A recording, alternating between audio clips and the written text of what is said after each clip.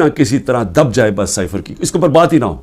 میں اس لیے کہہ رہا ہوں کہ یہ بار بار سائفر کو لے کے آتے ہیں تو وہ انگلیاں تو ادھر ہی جانی ہیں سپر کنگ کی طرف، اور اس نے ہر بار استعمال کیا. ہمارا جب سپریم کورٹ میں کیس چلا ہوا تھا، جب قاسم سوری نے اڈجرن کی اسمبلی اور یہ کہا کہ سائفر میں واضح ہے کہ مداخلت ہوئی ہے پاکستان کے اندر، اور میں اس لیے اڈجرن کر رہا ہوں کہ پہلے اس کے اوپر تحقیقات ہو، انکوائری ہو کہ کیا یہ سائفر اس کے پیچھے کیا تھا. انکوائری میں تو پتہ چلنا تھا کہ سازش ہوئی ہے یا نہیں ہوئی. تو اس نے جب وہ لہرایا اور اس نے اڈجرن کی تو اس کے بعد سپریم کورٹ میں چلا گیا کیس. تو سپریم کورٹ میں جو ہمارا وکیل تھا اٹارنی جنرل، ہم حیران ہو گئے، انہوں نے سائفر پہ بات ہی نہیں کی. اصل ایشو تو سائفر تھا، باقی ساری باتیں کر دی، سائفر پہ بات نہیں ہوئی.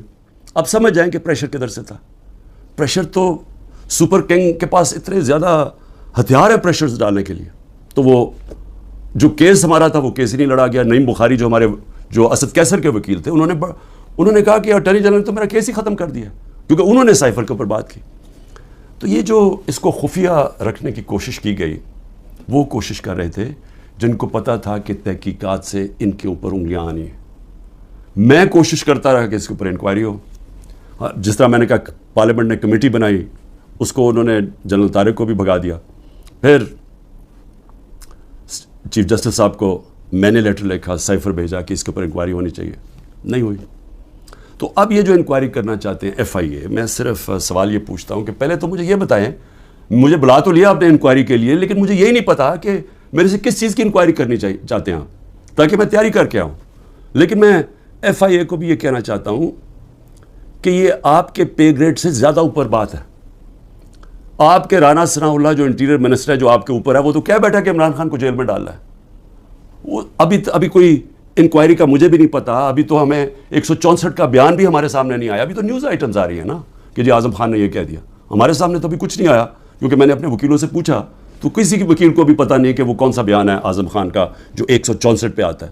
یہ تو نیوز آئٹمز آ رہی ہیں. تو ابھی سے ہی وہ کہنا شروع ہو گیا ہے کہ جی اس نے جیل میں جانا ہے جو ایف آئی اے کا ہیڈ ہے. تو ایف آئی اے کی کیا حیثیت رہ گئی؟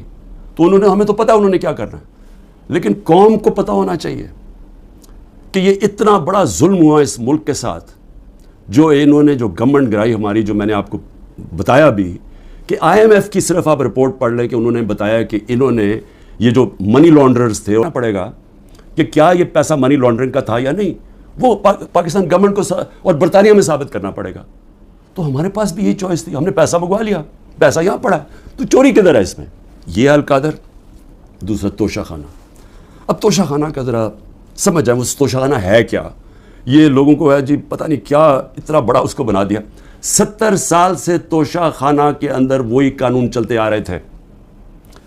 جو بھی آپ کو گفٹ ملتی ہے، اور وہ یاد رکھیں پرائم منسٹر کو نہیں ملتی، پریزیڈنٹ کو ملتی ہے، آرمی چیف کو ملتی ہے، وزیروں کو ملتی ہے، پرائم منسٹر کا جو ملٹری سیکرٹری ہے اس کو ملتی ہے. یہ جب جاتے ہیں باہر تو یہ گفٹس ملتی ہیں. قانون سب کے لیے ایک ہے.